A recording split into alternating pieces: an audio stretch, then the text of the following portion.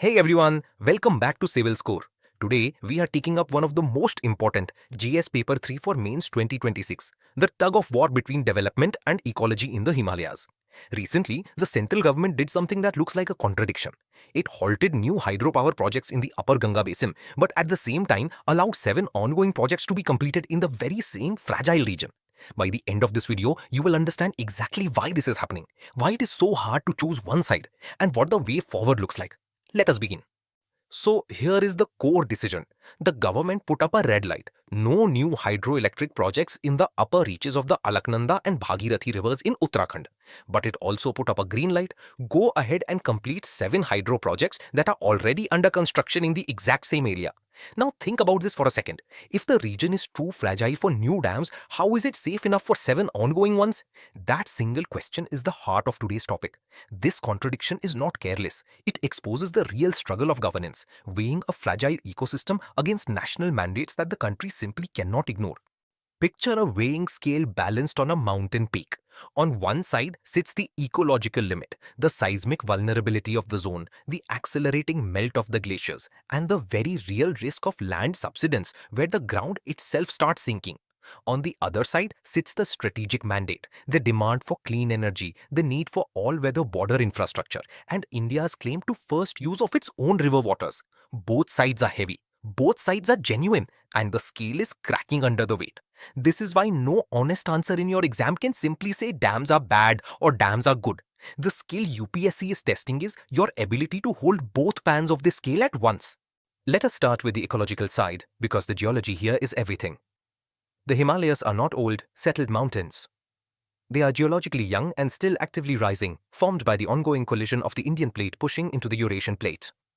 That collision never stopped, which means these mountains are under constant tension. And because of that tension, the entire region falls under the highest earthquake risk categories, Seismic Zones 4 and 5. So whatever we build here, we are building on ground that is literally moving and storing stress beneath our feet. Remember this phrase for your answers: young, active, and tense. Now watch how a disaster builds up step by step, because UPSC loves this kind of chain. The action comes first. We blast deep tunnels, carry out heavy excavation, and dump construction debris carelessly, what is called unscientific muck dumping. The reaction follows. All of this destabilizes the fragile and steep mountain slopes. Then comes the trigger: localized human-induced earthquakes and massive landslides. And the final result is complete land subsidence, the ground sinking away. The clearest real-world warning of this is Joshimath, where homes and roads began cracking and sinking. Joshimath is your go-to example for what happens when we ignore this cascade. On top of the geology, climate change adds a wild card, and its name is GLOF, a glacial lake outburst flood. Let me break it into 3 steps. Step 1. Rapid melt. As glaciers melt fast, they form a huge lake held back by a weak, unstable natural barrier. Step 2. The breach. The water keeps rising until the pressure becomes too much and that natural dam suddenly collapses. Step 3. The wipeout. A colossal wall of water and debris crashes downstream in minutes. This is not theory. In late 2023, a GLOF in Sikkim washed away the multi-crore Teesta 3 dam within hours. So even a perfectly built dam can be erased by what is happening above it on the glaciers. Now let us flip to the other pan of the scale, because the development side is just as serious. The first reason is national security. Along the line of actual control, the army needs all-weather road networks to move troops and heavy artillery quickly to very high altitudes. These roads are simply non-negotiable for rapid mobilization. And this is where projects like the Char Dham road network come in. They are dual purpose. They carry massive numbers of civilian pilgrims on religious routes, and at the same time they serve as critical military supply lines. So infrastructure here is not just about convenience, it is about defending the border. The second strategic reason is what we call hydro diplomacy. In the eastern Himalayas, on the Brahmaputra, which is called the Siang in India, China is aggressively building giant mega dams upstream. Here is the legal logic. Under international water law, a country that starts using a river's water first can claim what are called prior appropriation rights, basically first use claims. So if India builds downstream infrastructure on these rivers, it strengthens its legal position against China's upstream control. In short, building is partly a way to plant a flag on the water before someone else does. Beyond security, there is a powerful economic and clean energy case for hydropower, and it rests on 3 ideas. First, the grid. Hydropower acts as a spinning reserve and a peak load manager, which means it can instantly step in to stabilize the grid when intermittent green sources like solar and wind fluctuate. Second, river currency. For landlocked mountain states like Uttarakhand and Arunachal Pradesh, selling surplus electricity is the main economic engine that generates revenue. And third, the plug. These projects power essential rural electrification and create local employment in remote border regions. So for these states, the river is quite literally their currency. But there is a cost that does not show up on any balance sheet, the cultural and spiritual one. The upper reaches of the Ganga are sacred to millions. Now when you divert a river through long underground tunnels to run the turbines, miles of the natural riverbed are left completely dry. This destroys two ideas that are central to the Ganga's meaning. The first is aviralta, the uninterrupted free flow of the river. The second is nirmalta, the essential purity of the water.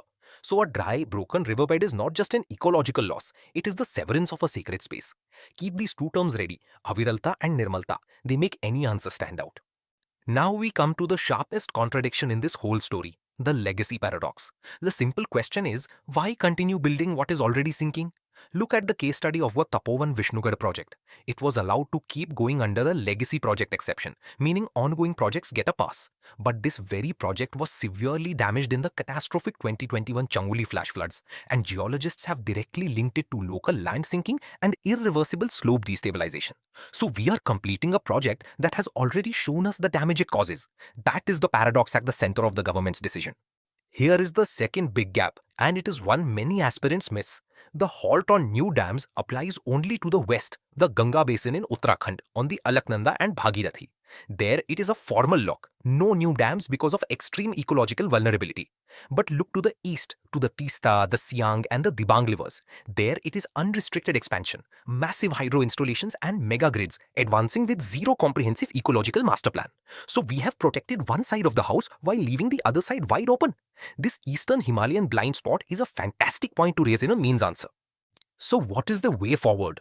The first and most important shift is in how we even assess projects. Right now we clear dams one by one, each in isolation, and each one looks acceptable on its own.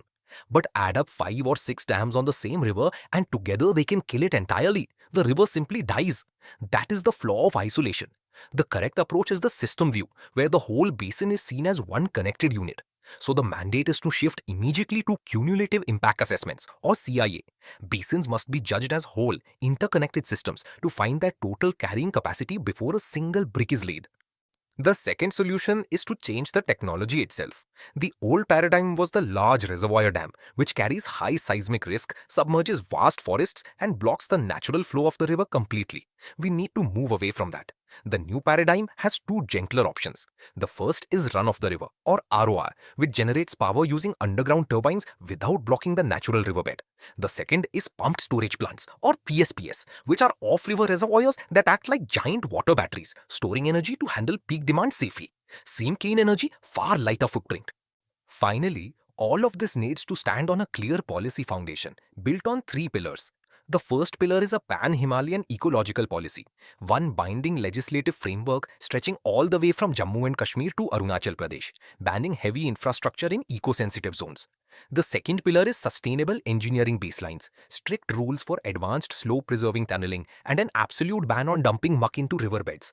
And the third pillar is green mountain urbanism, enforced carrying capacity limits, and green building codes for our fast-expanding hill towns. Together, these 3 pillars give us development that does not destroy the very mountains that sustain the subcontinent. So let us bring it all together. The real takeaway for your exam is simple. This is not development versus ecology. It is about finding a model of sustainable development where clean energy and national security are pursued alongside the mountains, not at their cost. If this helped you connect the dots, subscribe to CivilsCore. Keep revising and all the very best for Mains 2026.